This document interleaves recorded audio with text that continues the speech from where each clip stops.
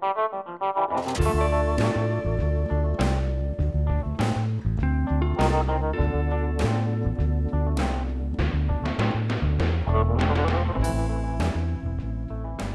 would Kerry Weber, a modern woman living in New York City with a good job and an active social life, want to go to Rwanda, Africa, site of the 1994 genocide?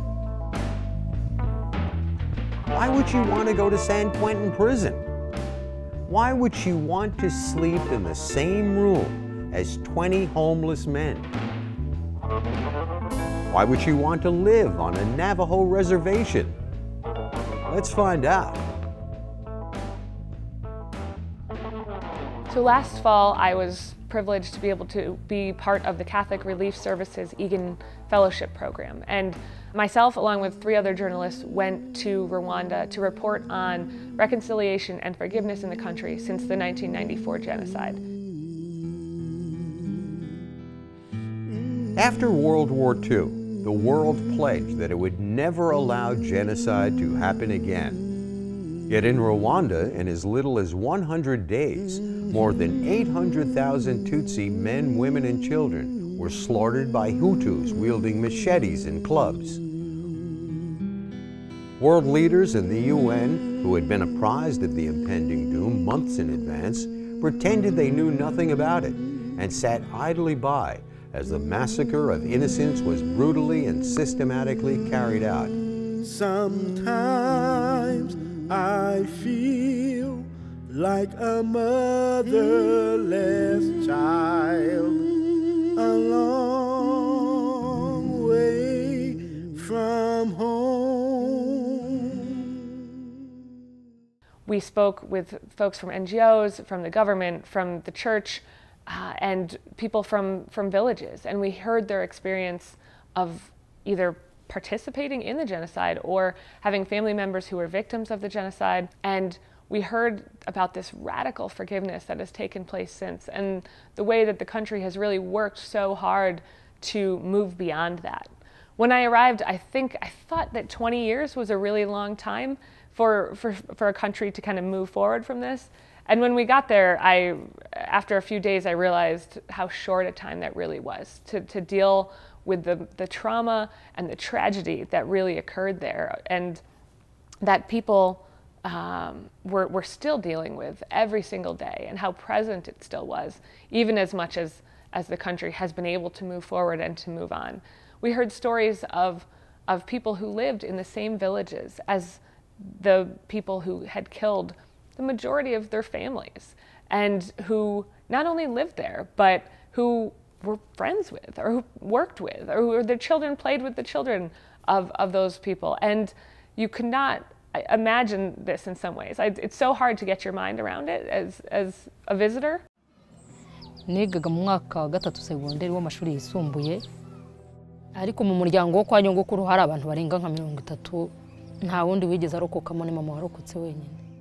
Aho narindi ibyo nabonye abantu babirukankaho n'imihoro, abandi bakabaroha mu ruzi, imirambo mbese ikagenda mu ruzi. Ibintu bya jenoside ni ibintu bigoranye kubivuga, rege umuntu ababona asa nk'uwabisubiyemo.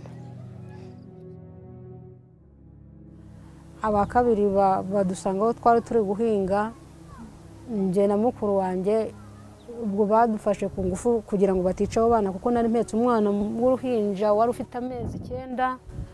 Ubwo iryo joro twarabacyuye, ariko baje gupfa ni ahandi, ubwo twaruhiye ubusa, twaduriye ubusa. Each story that you hear seems like it should be this singular example of a horror and a forgiveness, and that this could not possibly happen more than once. But everywhere we went, there was more and more stories like that.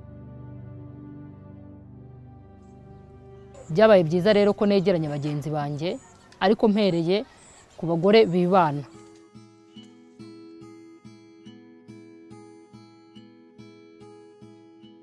Uko navuga ngo turi abanyamuryango abagore turi 53, abenshi n'abagore bibana tudafite abagabo. Niyo mpamvu rero natumye mpera kuri abo ngabo kugira ngo tujye tubona n'umwanya wo kuganira ku bitureba, kugira ngo niba hari n'ufite ikibazo ari mugenzi wacu tube twabasha guhaguruka tumufashe kugira ngo cya kibazo cyikuremo, kuko mu by'ukuri niba nta mugabo afite ikigaragara hari ibibazo ashobora kugira abandi bantu ntibamwumve.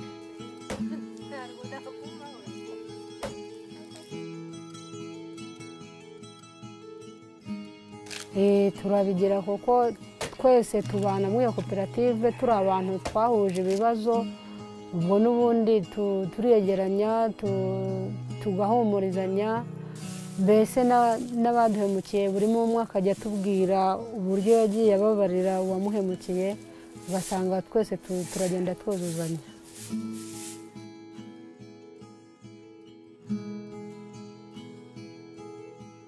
Bansabye imbabazi narabababaye. I think in some ways the sort of the collective nature of it, that everyone really was affected by this, has helped them to heal in some ways. That the horrible scope of it has in some ways been part of that healing, because people have been able to band together, and in order to move on, they have to come together as a country and as a people, and just as people who want to move forward together.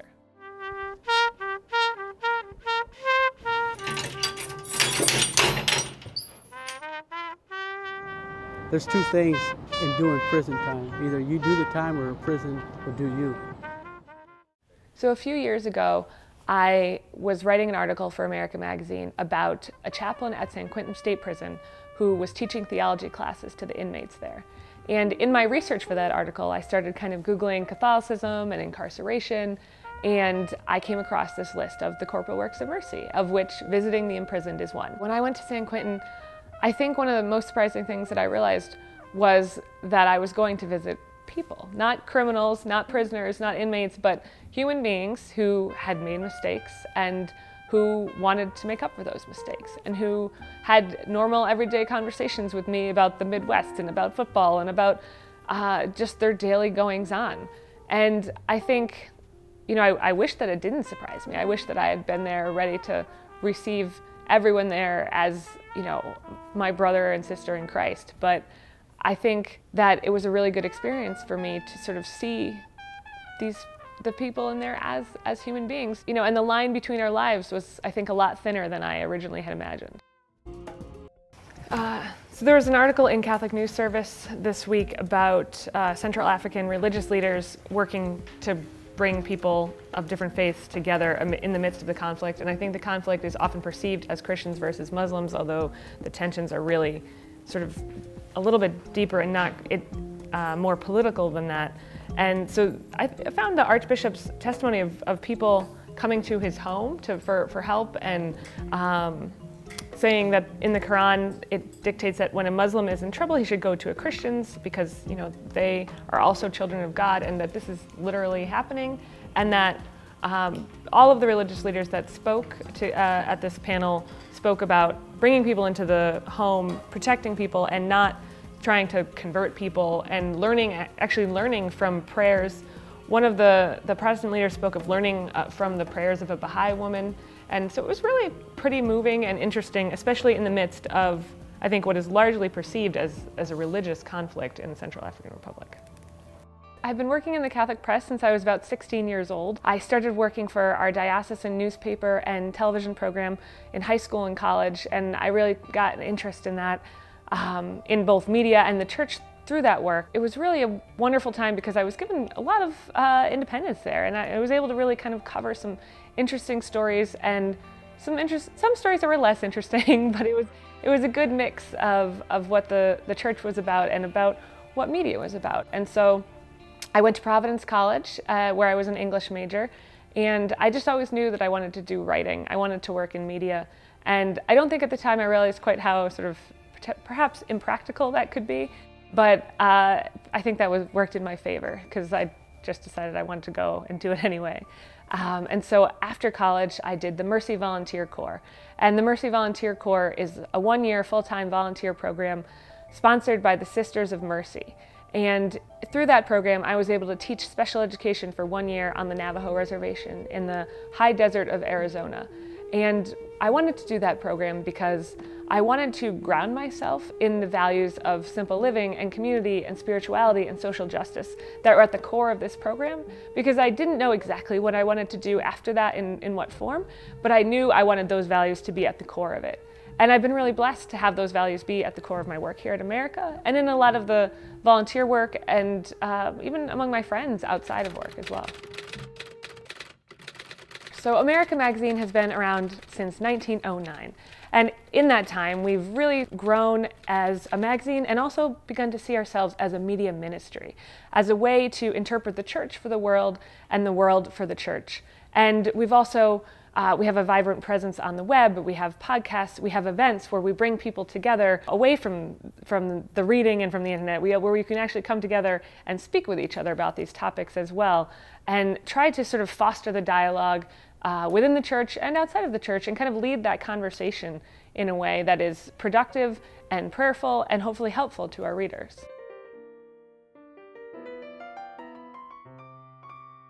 So the 7 corporal works of mercy are feeding the hungry, giving drink to the thirsty, sheltering the homeless, clothing the naked, visiting the sick, visiting the imprisoned, and burying the dead.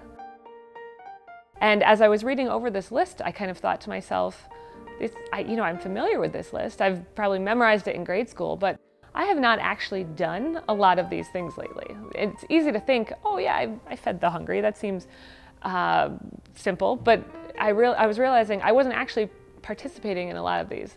And so I knew that I would be going to the prison, and I thought, all right, well, there's one. Let me see what else I can do. And I decided to challenge myself to try to pursue the 7 corporal works of mercy sort of within that 40 days of Lent. But I was also very cautious because I knew that it could kind of appear stunt-like, just go through, check these off one by one and be done with it. But what I really wanted to do was to kind of enter into them deliberately and meaningfully in a way that helped to foster relationships with people that I encountered and with God, and to kind of deepen my spirituality and to try to figure out which of these things I felt called to pursue further, outside of this experiment and in my daily life. So one cold winter night, I was walking down the street in New York eating a sandwich. And as I was walking, a man called out to me, "Hey, you got anything to eat?" Now, as I said, I was eating a sandwich, so this man could clearly see that I did. He was sitting on a flattened cardboard box. He looked tired and cold, and perhaps at that moment, a bit hopeful. So I reached out and I handed him the uneaten half of the sandwich. But as I walked away, I couldn't help but wonder, should I have given him the whole sandwich? Should I have bought another sandwich just for him? Was he really even hungry? Now, feeding the hungry is one of the 7 corporal works of mercy that the Gospels call us to do. The book actually helped to put it into context and helped us to have really good conversations afterwards, which was really, really nice. I wrote the book kind of at different times. I wanted to write it as soon after each experience as I possibly could. So I would sometimes be writing on my iPhone on the subway, or early in the morning before work after going to the bread line, or sometimes late at night at the end of the day. Because as I was writing, I really wanted to capture each day what I felt at that time. I didn't want to go to the end of this process and then look back and kind of look at it with rose-colored glasses or kind of impose something on it that wasn't there. I wanted to know what I was struggling with at that moment, and I wanted to know what had lifted me up at that moment so that I could have a natural kind of arc that reflected what I actually went through. I think, in some ways, staying at the homeless shelter, the overnight homeless shelter, was difficult for me because I was so busy, I think, before I went there, sort of arranging things and scheduling other works of mercy, that I hadn't thought too much about what I was about to actually do. And so when I showed up at this shelter where 20 men were going to stay there and myself, I was kind of nervous, and I was thinking, what am I getting myself into? And I think once I got there and I realized how welcoming the guys were and I started talking with them, it really was more they were hosting me than I was doing anything for them. It was more their home than mine. A lot of the men go there regularly, and while the volunteers help to keep it open, it's really more the home of the men who stay there. It helped me to see a lot of the times when I wasn't being present to people, when I wasn't seeking to kind of build relationships.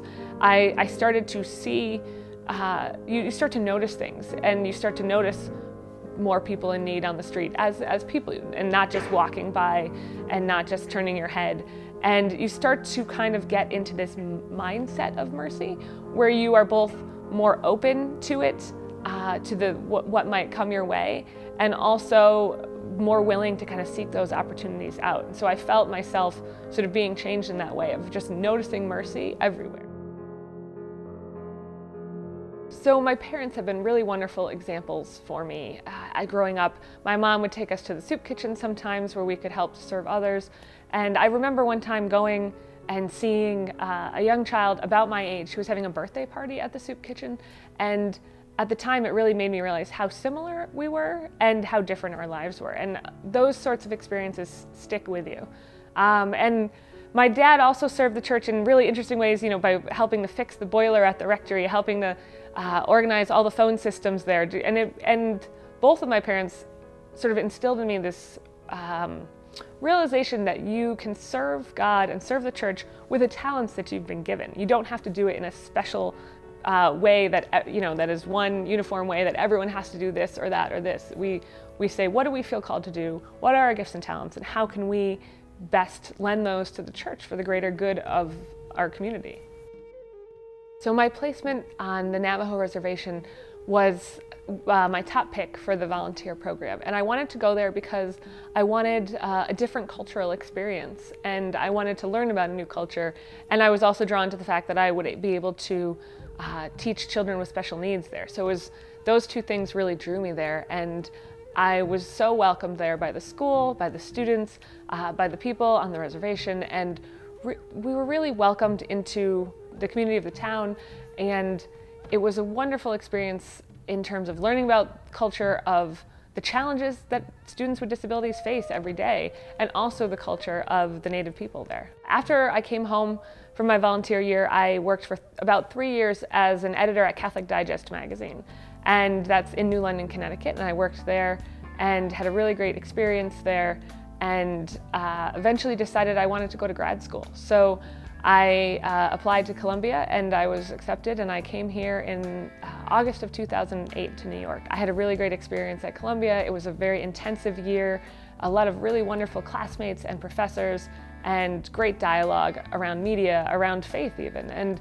it was a really wonderful, enriching experience, and a lot of good experience in terms of technology and multimedia that I'm able to take advantage of here at America. So after grad school, I worked for a couple of months in Greenwich, Connecticut in a temporary job there at a newspaper. The day that that job ended, I was offered the job here, which was a very welcome invitation. And so I started at America in the fall of 2009, and I've been here ever since. After I came to New York, I realized that I really wanted to stay in touch with that charism of mercy, and that there were a lot of ways to do that in New York. And one of the things that I did was I became a support person for the Mercy Volunteer Corps volunteers that are here in New York City. Where were you? On death row or in the other? We were in the chapel, and the guys that are, there's about 100 guys in their restorative justice group, and it started out, I think 10 years ago with like 4 of them or something, and they've really built up, and they have this lovely pledge that they say at the end of affirming human dignity and nonviolence, and it's really, really beautiful. You should go there. You should go there. Absolutely. Oh, and you're like hopping from one prison to another as you do. But yeah, it was really interesting. And although George Williams is hilarious, and he introduced me and said, "This is Kerry Weber, managing editor of Maxim magazine," as a joke. And then just to say, all right, now I have all your attention, you guys. Okay, she's American magazine, it's different, but now that you're paying attention, listen to her. So. My first interaction with the Sisters of Mercy was through the Mercy Volunteer Corps. I didn't really know much about them prior to that. I knew quite a bit about a number of other religious orders. One of my aunts is a woman religious, and I had grown up with women religious in her high school, and it was a very natural interaction with me, but I didn't know much about the Sisters of Mercy. What are you looking forward to, or not looking forward to, as the Lenten season continues?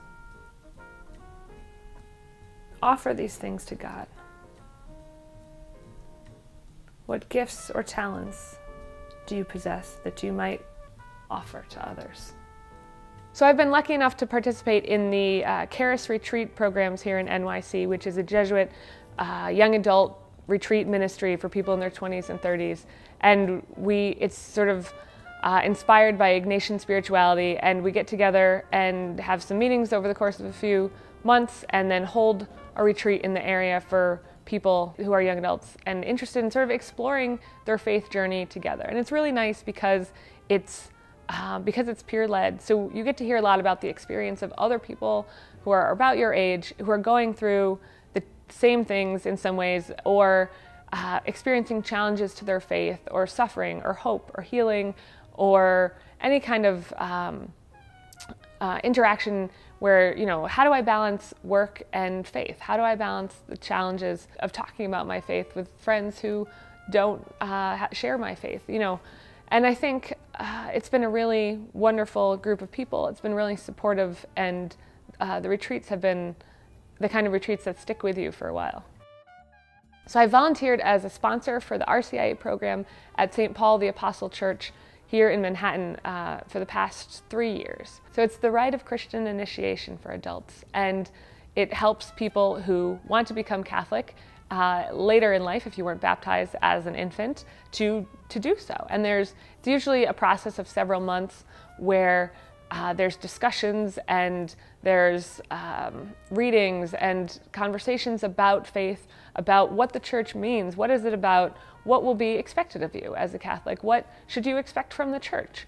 And it really helps to let people know what they're getting into so that they can do it deliberately and that they can really truly sort of feel a part of the church, be welcomed into the church, and want to be a part of that church at the end of it. Because the goal is not to just get as many people as possible. It's to get as many people as want to do this deliberately and thoughtfully and faithfully, while knowing that we all do it imperfectly, that none of us are perfect, and that here's a chance for us to try together.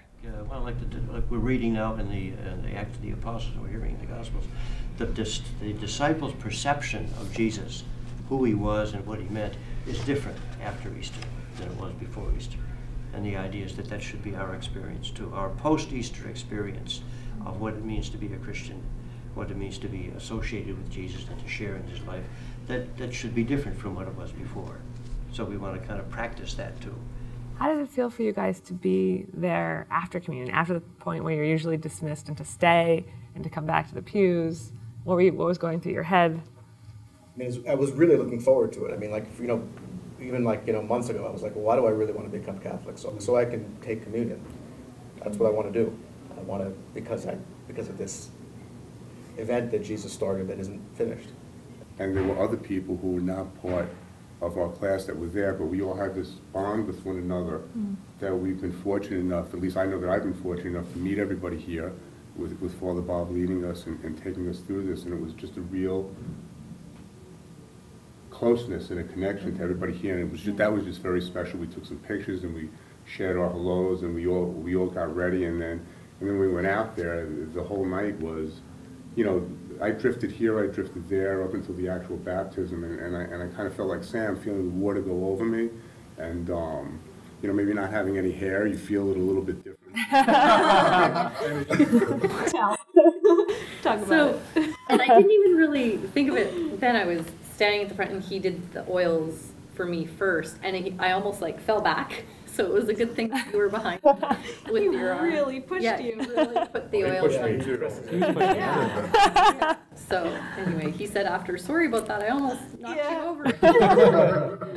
But that was amazing too. And just feeling the oils on my face all night and sleeping I left them, and I just felt cleansed.